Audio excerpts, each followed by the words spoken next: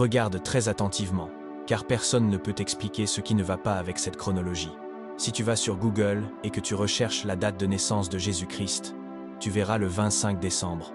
Mais la Bible ne dit jamais cela. En réalité, ma chronologie indique que Jésus est né entre les années 6 avant, J.C., et 4 avant, J.C. Tu dois donc regarder de plus près, car une énorme erreur s'y cache. Une erreur qui pourrait changer tout ce que tu crois savoir sur sa vie. Regarde bien ceci. Selon les chercheurs et la tradition juive, les troupeaux autour de Bethléem étaient élevés pour les sacrifices du temple de Jérusalem des offrandes pour le péché. Ainsi, quand Jésus est né parmi eux, c'était comme si l'agneau de Dieu était arrivé au milieu même des agneaux destinés à mourir pour le péché. Suis-je le seul à être émerveillé par ce fait? 40 jours après la naissance de Jésus, ses parents l'ont emmené au second temple de Jérusalem pour le présenter. Ce n'était pas un bâtiment ordinaire. Jésus prédira plus tard que ce temple serait détruit, et il le fut, en l'an 70 après J.C. Les ruines existent encore aujourd'hui, notamment le célèbre mur occidental, et même la pierre de la trompette, où les prêtres sonnaient du chauffard pour annoncer les jours saints. C'est incroyable de penser que le petit Jésus a été consacré dans un lieu que toi et moi pouvons encore visiter aujourd'hui. Mais l'histoire ne s'arrête pas là, et il faut absolument y revenir. Vers l'an 4 avant, J.C., les mages sont arrivés. Et si tu t'imagines la scène classique des cartes de Noël, tu devrais revoir cette image. Les mages ne sont pas venus la nuit même de la naissance de Jésus, et la Bible ne dit jamais combien ils étaient. La plupart des chercheurs pensent qu'ils étaient des astrologues perses. Et si on parle de 3 rois mages, c'est simplement parce qu'ils ont offert 3 dons: l'or, l'encens et la myrrhe. Mais voici ce qui est fascinant. Chaque cadeau raconte une histoire.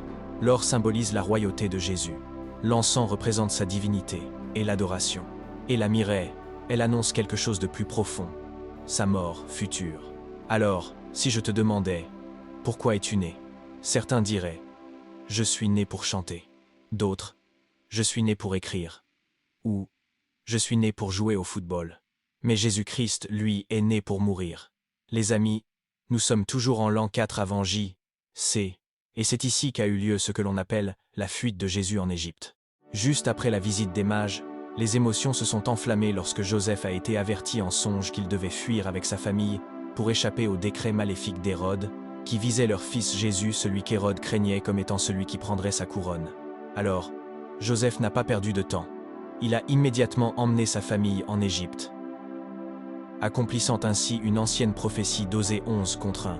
D'Égypte, j'ai appelé mon fils. Fait intéressant.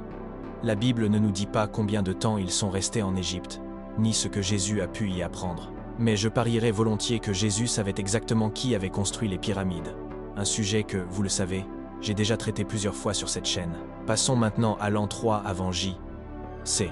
Remarquez que Jésus et sa famille sont revenus à Nazareth. Nazareth n'était qu'un minuscule village sans importance, abritant probablement entre 200 et 400 habitants. C'était un endroit rural, oublié, insignifiant. Et cela nous rappelle que nous n'avons pas besoin de venir d'un grand lieu pour que Dieu nous utilise. Dans le royaume de Dieu, le chemin vers le haut passe par le bas. Bien. Ce qui se passe ensuite est difficile à croire. Mais souvenez-vous, nous ne parlons pas d'un enfant ordinaire. En 7 après J.C., alors que Jésus n'avait que 12 ans, ses parents le retrouvèrent dans le temple, émerveillant les docteurs de la loi par ses questions et ses réponses. Marie et Joseph l'avaient cherché pendant 3 jours, et quand ils finirent par le retrouver, ils le grondèrent, comme n'importe quel parent le ferait. Mais sa réponse les arrêta net. « Ne saviez-vous pas qu'il faut que je m'occupe des affaires de mon Père ?» À ce moment précis, les toutes premières paroles enregistrées de Jésus révèlent exactement qui il est. Le Fils de Dieu. Avant que je ne vous montre d'autres preuves fascinantes de la vie de Jésus, avez-vous remarqué ce qui n'allait pas dans cette chronologie? Si vous connaissez vraiment votre Bible, je parie que vous l'avez remarqué immédiatement, n'est-ce pas? Mais si ce n'est pas le cas, vous êtes sur le point d'apprendre quelque chose qui changera à jamais la façon dont vous regardez Jésus. Avançons rapidement à travers les années où Jésus vécut humblement comme charpentier, et nous arrivons en l'an 26 après J.C. Jésus a environ 30 ans. Il est sur le point de commencer son ministère public. Mais d'abord, il est baptisé par un homme nommé Jean-Baptiste. Jean se trouvait là, dans le Jourdain, baptisant des foules, et des foules de gens. Oh! Et au cas où tu ne l'aurais pas remarqué, tous les lieux que je mentionne sont bien réels. C'est pourquoi personne ne peut honnêtement dire que Jésus n'a pas existé. Crois-le ou non, il existe en réalité plus de preuves historiques de l'existence de Jésus-Christ que de Jules César, surtout lorsqu'il s'agit de manuscrits anciens. Et voici la meilleure partie. Tu peux encore visiter l'endroit exact où Jésus a été baptisé. Ce lieu s'appelle Al-Matas, ou Al-Mar, sur le Jourdain, et des gens s'y font encore baptiser aujourd'hui. 3 événements incroyables se produisent également en 26 après JC. Premièrement, Jésus est tenté dans le désert. C'était une région rude et désolée à l'est de Jérusalem, pleine de grottes où survivaient des ermites et des voyageurs. Le diable le tenta 3 fois, la dernière étant la plus terrible. Il lui offrit tous les royaumes du monde, s'il acceptait de se prosterner et de l'adorer. Mais Jésus résista à chacune de ces tentations, et resta 40 jours dans le désert, un écho aux 40 ans qu'Israël passa à errer après l'Exode, aux 40 jours qu'Élie passa caché sur le mont Horeb, et aux 40 jours que Moïse passa sur le mont Sinaï à recevoir la loi. Deuxièmement, Jésus appela ses premiers disciples. Alors qu'il prêchait dans un petit village près de la mer de Galilée, il appela les frères André et Pierre à le suivre. Puis Jacques et Jean, les fils de Zébédée, qu'il invita à devenir pêcheurs d'hommes. Plus tard, il appela aussi Philippe et Nathanaël. Mais tu ne vas pas en croire tes oreilles. En 1986, une ancienne barque fut découverte enterrée au bord de la mer de Galilée, lors d'une grande période de sécheresse. Le carbone 14 révéla qu'elle datait de l'époque de Jésus. Les gens l'ont surnommée la barque de Jésus, même si on ignore à qui elle appartenait réellement. Mais elle nous montre exactement le type de bateau que Jésus et ses disciples utilisaient. Et troisièmement, et c'est un événement majeur, Jésus accomplit son premier miracle. Il changea l'eau en vin lors d'un mariage à Cana. Les archéologues ont identifié Cana comme un village réel, situé à seulement quelques kilomètres au nord de Nazareth. Ainsi, lorsqu'un mariage y avait lieu, c'était un événement majeur, qui durait probablement plusieurs jours. Ne manque surtout pas ce détail. Les grandes jarres de pierre que Jésus utilisa étaient typiques des rites de purification juifs. Chacune pouvait contenir entre 75 et 115 litres. Autrement dit, Jésus a littéralement transformé l'eau destinée au rituel de purification en symbole de joie et de célébration. Et c'est précisément ce qu'il est venu faire. Transformer le religieux en vie, la loi en grâce. C'est sans doute l'un des aspects les plus mal compris de la vie de Jésus. En 27 après JC, Jésus renversa les tables et chassa les marchands du temple de Dieu. Alors, pourquoi un tel geste? En entrant à Jérusalem pour la Pâque, Jésus découvre les cours du temple remplis de marchands et de changeurs d'argent. L'archéologie nous apprend que le temple était immense. L'agrandissement réalisé par Hérode en avait fait l'un des plus vastes sanctuaires religieux du monde antique. Les cours extérieures étaient destinées à la prière et à l'adoration, mais elles étaient devenues un marché bruyant et profane. De plus, les pièces utilisées pour l'impôt du temple portaient l'image des empereurs romains, ce que les Juifs considéraient comme idolâtres. C'est pourquoi il fallait des changeurs pour échanger ces pièces contre une monnaie approuvée. Voilà pourquoi les actions de Jésus étaient parfaitement justifiées. Il défendait la sainteté du temple contre la corruption commerciale. Les archéologues ont également découvert de nombreuses pièces d'argent appelées shekels de Tyr, nommées d'après la ville de Tyr. Elles ont été retrouvées dans la région de Jérusalem et datent exactement de l'époque de Jésus-Christ. Un autre épisode marquant de la vie de Jésus eut lieu en 27 après J.C., lorsqu'il rencontra Nicodème. Nicodème était un pharisien et un membre du Sanhédrin, et il vint voir Jésus de nuit, probablement parce qu'il était trop risqué de le rencontrer publiquement. Jésus lui dit alors que la seule façon de voir le royaume de Dieu était de naître de nouveau. Autrement dit, il lui révélait quelque chose de totalement différent de toutes les autres religions. Le salut ne vient pas par les œuvres, mais par une nouvelle naissance spirituelle. Vous avez dit, il ne s'agissait pas de faire de bonnes œuvres pour obtenir l'accès au ciel, mais d'une renaissance spirituelle, où la vie éternelle est donnée à l'âme de celui qui croit en celui qui se tenait là, devant Nicodème, le regardant droit dans les yeux. Jésus-Christ. Et si tu pensais que l'an 27, attends de voir ce qui s'est passé en 28 après J. As-tu déjà entendu parler de l'histoire de Jésus rencontrant la femme samaritaine au puits de Jacob? Ça semble assez ordinaire, non? Mais en réalité, ça ne l'était pas du tout. Les Samaritains et les Juifs entretenaient une relation très tendue, en partie à cause de leur désaccord religieux sur le véritable lieu d'adoration, le mont Garizim pour les Samaritains et Jérusalem pour les Juifs. Ainsi, lorsque Jésus s'adresse à cette femme samaritaine, il brise plusieurs barrières sociales et culturelles. Pourquoi le fait-il? Parce qu'il s'intéressait à quelque chose de bien plus grand, son âme. Cette femme buvait aux sources temporaires du monde, mais ces choses terrestres la laissaient toujours assoiffée. Alors, que fait Jésus? Il lui offre l'eau vive, en lui disant que si elle acceptait de boire à cette source éternelle, Elle n'aurait plus jamais soif. Mais je sais ce que tu te dis. Y a-t-il une preuve que ce lieu de rencontre ait vraiment existé? Eh bien, je suis ravi que tu poses la question, car le puits de Jacob, où cette histoire est relatée, est un site réel, situé dans la ville moderne de Naplouse, Nablus. Les archéologues y ont découvert les murs anciens, confirmant l'importance historique de ce lieu depuis des millénaires. Mais les amis, je veux que vous sachiez une chose. L'erreur présente dans chaque chronologie de la vie de Jésus est très importante et nous devons apprendre à la détecter. Alors, laissez un commentaire, car je suis curieux de savoir combien d'entre vous l'ont remarqué, avant que je ne révèle la réponse un peu plus tard. Une chose est certaine, l'an 28 après J.C. fut l'une des années les plus marquantes de l'histoire du monde, et c'est à cause de Jésus-Christ. Durant cette période, Jésus guérit le fils d'un officier à Cana. Il se contenta de dire ces mots, « Va, ton fils vit ».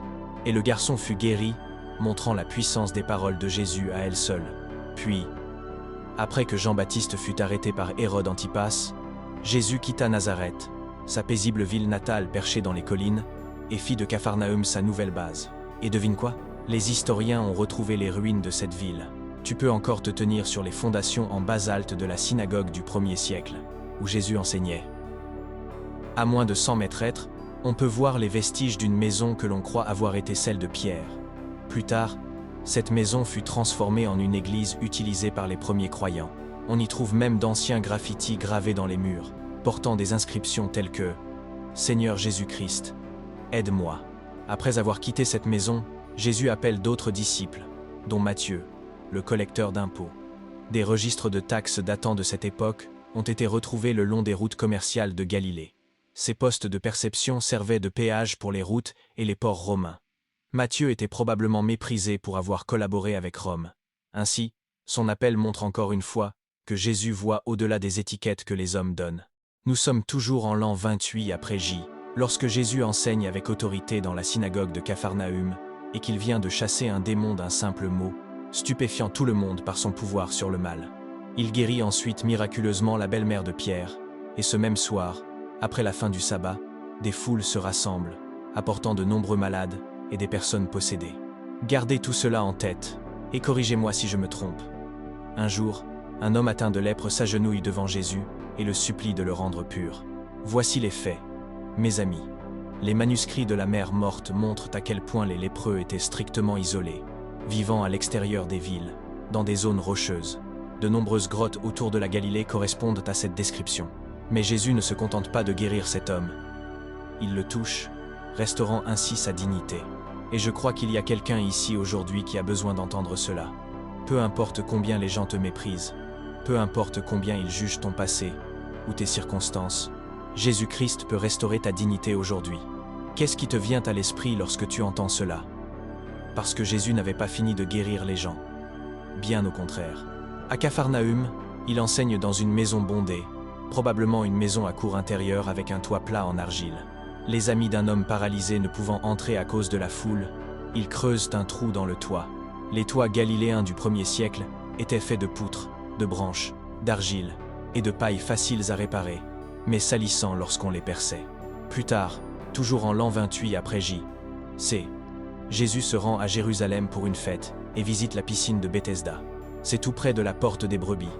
Pendant des siècles, les sceptiques se sont moqués des 5 portiques mentionnés par Jean. Mais au XIXe siècle, des archéologues ont découvert l'endroit exactement tel qu'il était décrit. 2 bassins entourés de 5 galeries couvertes. C'est là que Jésus voit un homme malade depuis 38 ans, ce qui, soit dit en passant, est plus long que l'espérance de vie moyenne à cette époque.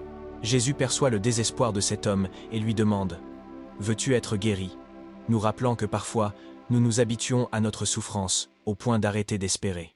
Peu importe que l'on croie ou non que Jésus-Christ soit Dieu ou le Sauveur du monde, même les plus grands sceptiques doivent admettre que le sermon sur la montagne fut l'un des messages les plus révolutionnaires que le monde ait jamais entendus. Jésus gravit une colline près de Capharnaüm et enseigne à des milliers de personnes des vérités puissantes telles que « Aimez vos ennemis, faites aux autres ce que vous voudriez qu'ils vous fassent ». À la fin de l'an 28 après J.C., Jésus éblouit Israël avec 2 miracles extraordinaires. À Capharnaüm, un centurion romain vient le trouver et lui adresse une prière pleine d'humilité. Dit seulement un mot. Jésus guérit alors son serviteur à distance, prouvant qu'il est le même Dieu qui a créé l'univers par la puissance de sa parole. Puis, dans le petit village de Naïn, Jésus interrompt une procession funéraire et ressuscite le fils unique d'une veuve, transformant une douleur sans espoir en espérance de résurrection. Ces moments révèlent son pouvoir de restaurer aussi bien les vivants que les morts, et qu'aucun être humain n'est hors de sa portée. Mais voyons maintenant ce qui se passe en l'an 29, après JC. Après une longue journée passée à enseigner des paraboles, Jésus calme une violente tempête sur la mer de Galilée, démontrant ainsi son autorité sur les forces chaotiques de la nature. Ce miracle suggère que le Créateur lui-même se trouve dans la barque. Les disciples, terrifiés, tremblaient de peur, tandis que Jésus, parfaitement serein, dormait sur un coussin à la poupe. Les vagues menaçaient d'engloutir leur petite embarcation d'ailleurs. Les archéologues ont confirmé que ces bateaux mesuraient à peine 8 mètres, environ 27 pieds, ce qui est minuscule pour 12 hommes pris dans une tempête. Immédiatement après cette nuit mouvementée, Jésus et les 12 disciples se retrouvent en territoire païen. C'est là qu'ils rencontrent un homme terrifiant, possédé par une légion de démons. Jésus chasse cette légion et l'envoie dans 2000 ports. Puis, aussitôt après cet épisode, lorsqu'ils reviennent sur le territoire juif, le Sauveur guérit une femme rejetée par la société et ressuscite la fille de Jaïrus, le chef de la synagogue, prouvant une fois de plus qu'il est celui qui triomphe de la mort elle-même. Près de Bethsaïda, des foules se rassemblent dans un lieu désert. Elles sont assises sur des pentes herbeuses qui ressemblent encore aujourd'hui à celles de l'époque.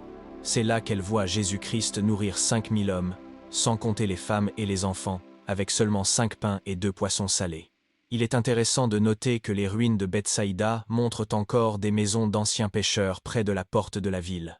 Cela donne encore plus de crédibilité au récit. D'ailleurs, dans les catacombes, les premières œuvres d'art chrétien représentent souvent des pains et des poissons, un signe que ce miracle annonçait déjà la provision spirituelle. Quand le soir tombe, Jésus envoie ses disciples devant lui et monte sur la montagne pour prier. Sur le lac, une tempête de vent les immobilise, et entre 3 et 6 heures du matin, ils le voient marcher sur les vagues. La mer de Galilée ne mesure qu'environ 11 km de large, de sorte qu'un pêcheur pouvait aisément distinguer une silhouette à la lumière de la lune. Pierre, plein de foi, sort de la barque à son tour, mais il commence à couler dès qu'il détourne les yeux de Jésus. Puis-je te poser une question très personnelle? As-tu détourné tes yeux de Jésus? Ensuite, Jésus se dirige vers le nord, vers Tyr, un port phénicien païen où des fouilles archéologiques ont révélé d'immenses temples de pierre, encore empreints de leur passé. C'est là que la femme syrophénicienne devient l'une des premières non-juives à recevoir un miracle. Et, entre nous, cette partie me troublait quand j'ai commencé à lire la Bible. Car, un peu plus loin, dans la Décapole, une région remplie de sanctuaires païens de guérison et de bains publics, Jésus accomplit une autre guérison. Puis, soudainement, une foule immense apparaît à nouveau. Mais cette fois, il s'agit de 4000 personnes, principalement des non-juifs, restés auprès de lui pendant 3 jours. Et honnêtement, au début, je pensais qu'il y avait une confusion dans les Écritures, l'un disant 4000, l'autre 5000. Mais ensuite, j'ai compris que Dieu voulait nous enseigner une leçon précieuse. 7 pains et quelques poissons ont nourri la multitude, et il restait encore 7 corbeilles pleines, un signe de la plénitude des nations. Certains chercheurs affirment que les 2 multiplications des pains, celle des 5000 juifs et celle des 4000 païens, représentent le pain de vie offert à tous les peuples sans distinction. De retour à Bethsaïda, Jésus rend la vue à un homme en 2 étapes. D'abord, l'homme voit les gens flous, comme des arbres qui marchent. Puis, à la seconde imposition des mains, sa vision devient parfaite. Tu te demandes peut-être pourquoi Jésus ne l'a pas guéri parfaitement dès le premier coup. Bien sûr qu'il le pouvait, mais la plupart des chrétiens croient qu'il voulait enseigner une leçon essentielle. La vue spirituelle aussi s'ouvre parfois progressivement. Très bien, avançons un peu maintenant. Nous partons pour un endroit appelé Césarée de Philippe.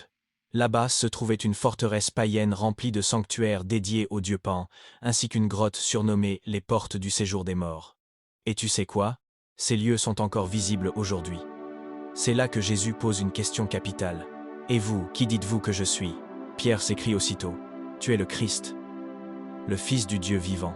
Et c'est à ce moment-là que la promesse résonne avec puissance.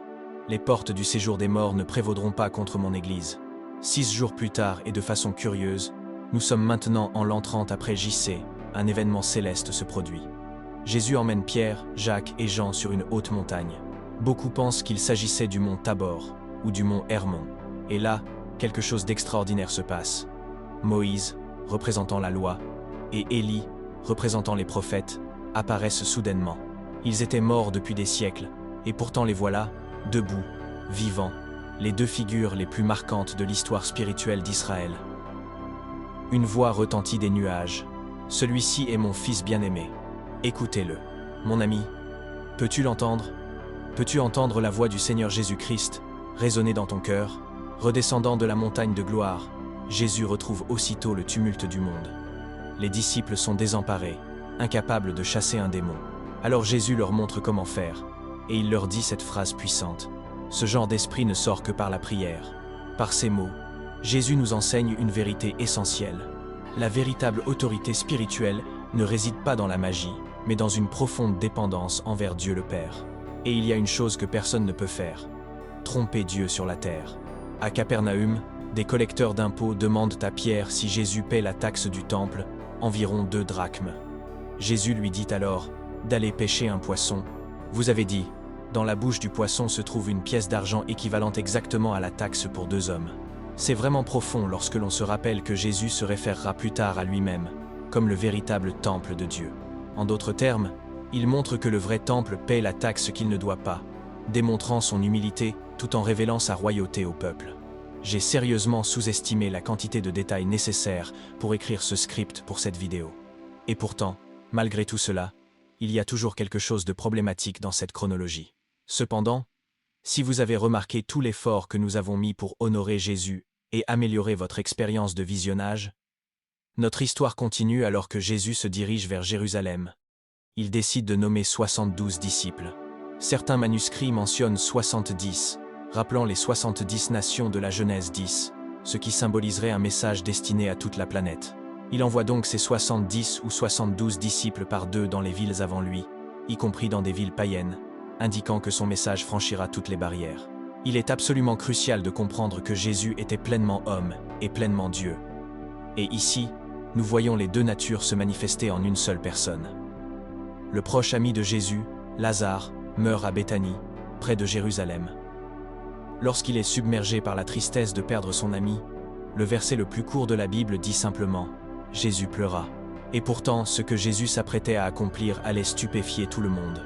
4 jours après l'enterrement, alors que les coutumes juives considéraient que l'âme était partie, Jésus appelle « Lazare, sors !»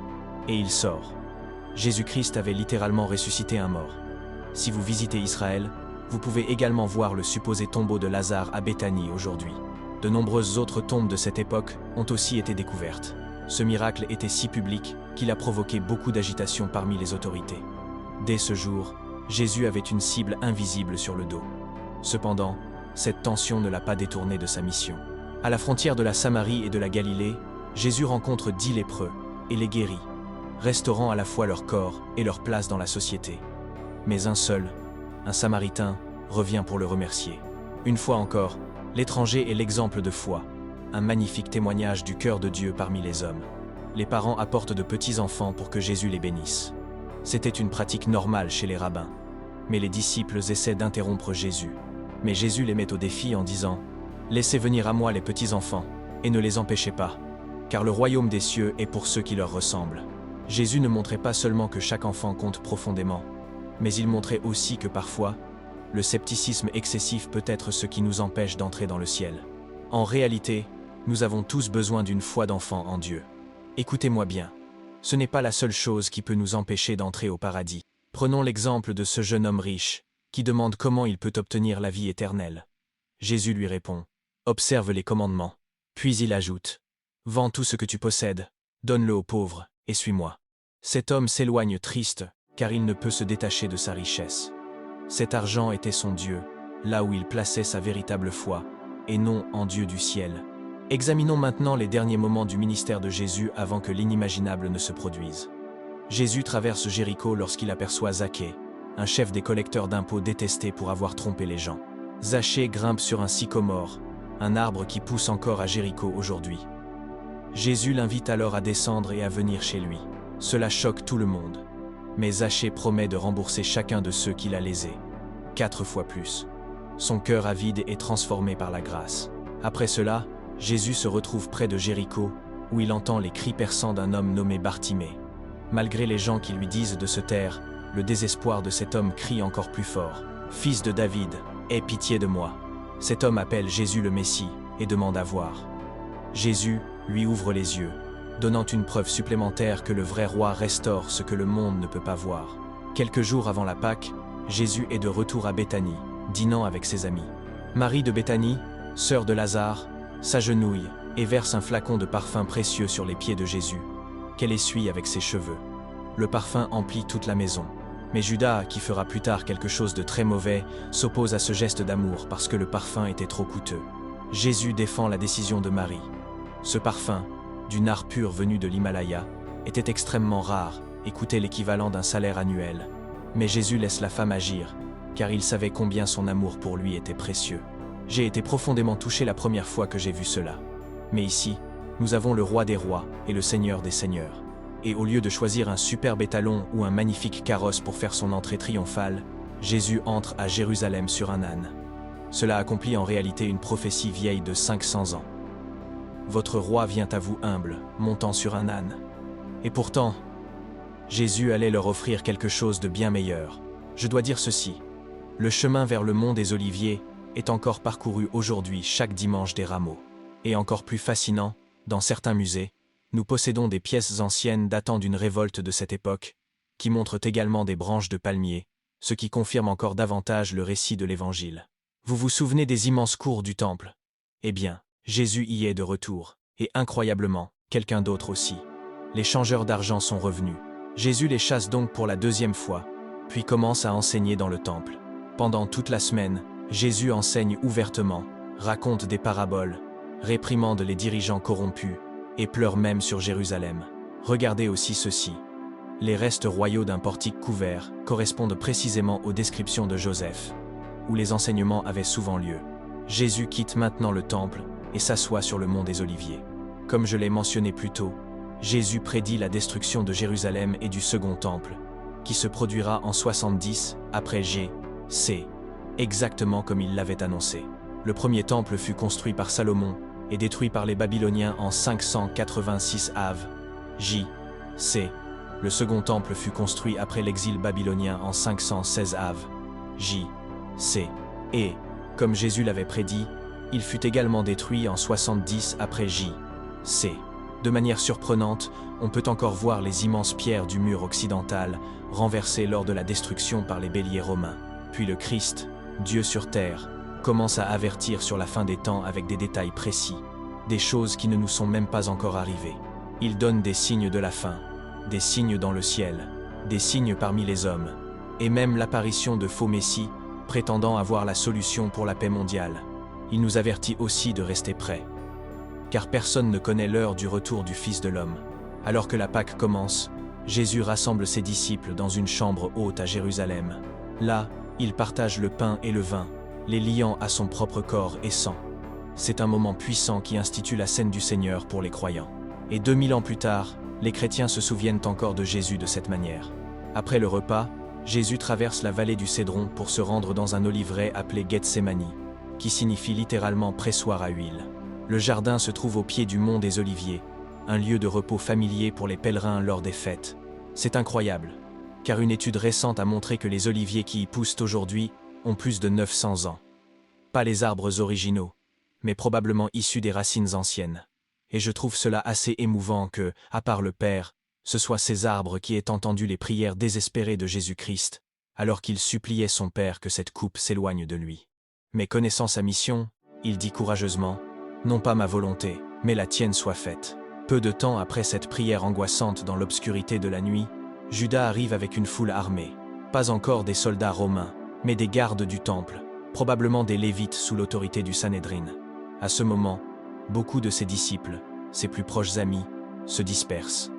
Ils descendent la vallée rocheuse du Cédron, qui constitue une voie d'évasion parfaite.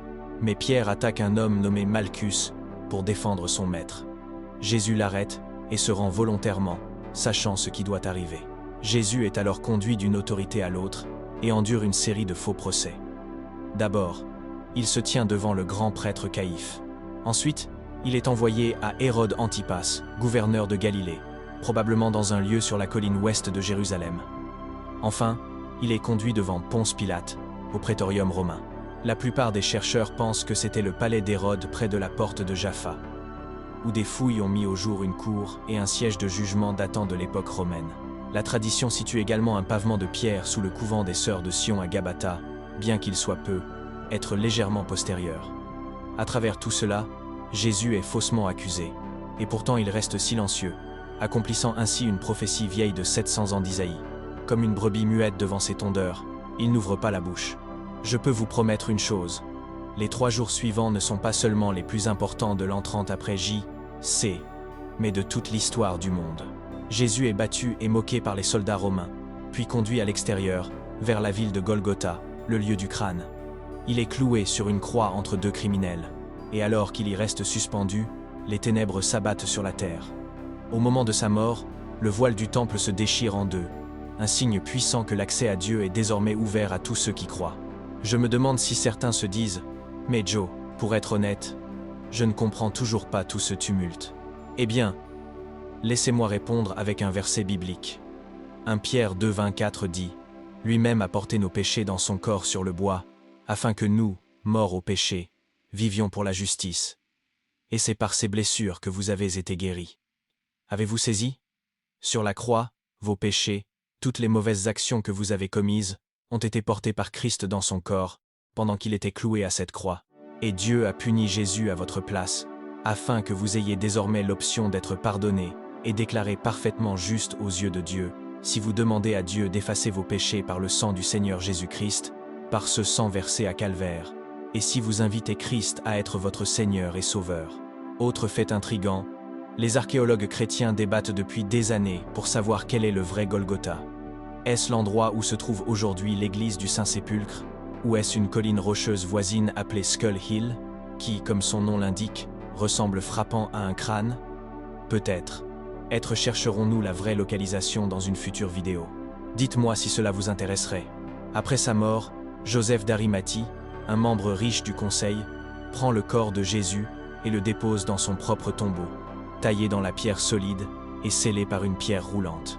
Là encore, l'archéologie confirme que les tombeaux du 1er siècle près du Saint-Sépulcre correspondent à ce style, avec des niches funéraires locales et des pierres rondes placées devant l'entrée. Dans le cas de Jésus, des gardes romains sont postés à l'extérieur pour empêcher quiconque de voler le corps. Mais le premier jour de la semaine, les femmes trouvent le tombeau vide. Jésus apparaît vivant d'abord à Marie-Madeleine, puis à ses disciples, et ensuite à beaucoup d'autres. Maintenant, s'il vous plaît, écoutez-moi tous bien, car tout se résume à ceci. Jésus ne se contente pas de confirmer toutes ses déclarations en prouvant qu'il est le Fils de Dieu en étant la première et la dernière personne à ressusciter par elle-même, mais il déclare également un message à l'ensemble du monde.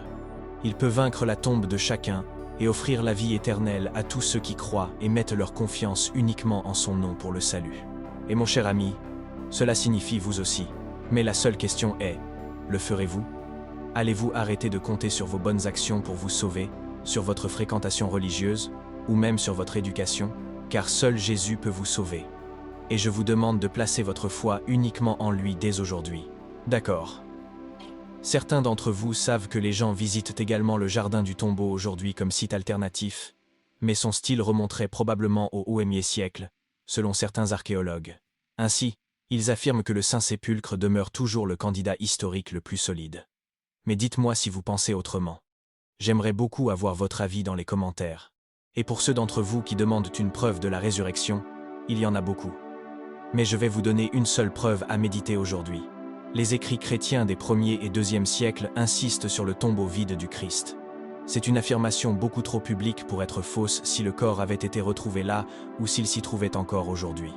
Et je sais que vous le savez, mais les témoignages oculaires et les documents historiques sont essentiellement la base sur laquelle nous nous appuyons pour enregistrer l'histoire. Donc, si vous allez remettre en question les preuves de la résurrection de Jésus, j'espère que vous appliquerez la même rigueur à l'examen des voyages de Christophe Colomb, à l'existence de Cléopâtre, et même aux conquêtes d'Alexandre le Grand.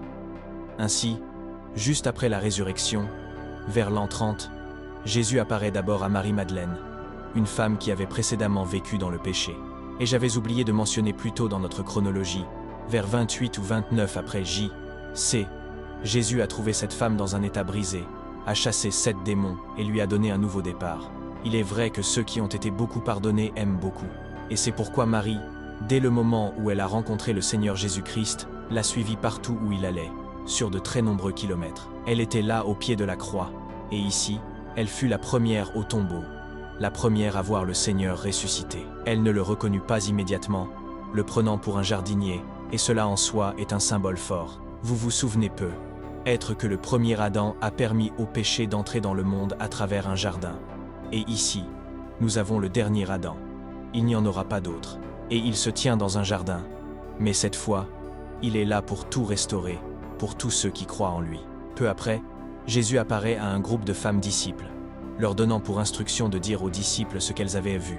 Un peu plus tard dans la journée, Jésus apparaît à 2 disciples sur la route d'Emmaüs, à environ 11 km de Jérusalem, leur expliquant comment les Écritures avaient prédit sa souffrance et sa résurrection. Jésus apparaît ensuite à Pierre, qu'il avait renié 3 jours plus tôt.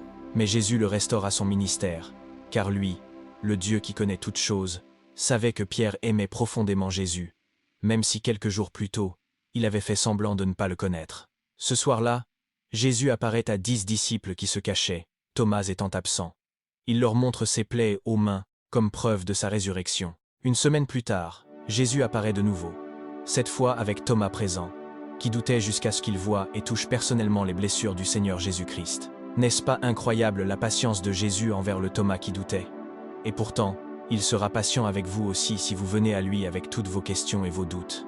Enfin, l'apôtre Paul rapporte dans 1 Corinthiens 15 que Jésus est apparu à plus de 500 personnes à la fois, un grand groupe qui serait très difficile à contester. Paul n'aurait écrit cela que s'il avait eu des preuves suffisantes. Vous imaginez tout cela? Nous sommes maintenant à la fin de notre chronologie, où Jésus rencontre ses disciples sur une montagne en Galilée et leur donne ce qui est maintenant appelé la grande mission. Ici, il leur ordonne de partir dans le monde entier, de faire des disciples de toutes les nations, de les baptiser et de leur enseigner tout ce qu'il leur avait commandé. Peu de temps après, Jésus emmène ses disciples sur le mont des Oliviers pour son ascension. L'archéologie confirme cet emplacement près de Jérusalem, et les chrétiens honorent ce site depuis les premiers jours de l'Église. Lorsque Jésus s'éleva au ciel, il promit la venue du Saint-Esprit pour donner la puissance à ses disciples, marquant un nouveau chapitre pour l'Église et annonçant son retour futur. Alors, voici la réponse que vous attendiez tous. Qu'est-ce qui ne va pas dans cette chronologie? Eh bien, permettez-moi de vous présenter le rebondissement du siècle. Il n'existe aucune chronologie dans l'univers suffisamment longue pour contenir la vie de Jésus-Christ, car Jésus, l'homme-Dieu, existe en dehors du temps. Donc oui, nous pouvons avoir une chronologie de sa vie terrestre comme celle-ci, mais pour être vraiment précis, nous devons nous rappeler ce que Jésus-Christ a dit de lui-même. Je suis l'alpha et l'oméga, le premier et le dernier, le commencement et la fin. Et si nous voulons être vraiment exacts, nous devons enregistrer chaque apparition du Christ sur terre. Dans cette chronologie, j'ai omis tout un tas de ce que les enseignants de la Bible appellent les apparitions pré-incarnées du Christ. Mais heureusement, j'ai un plan de secours.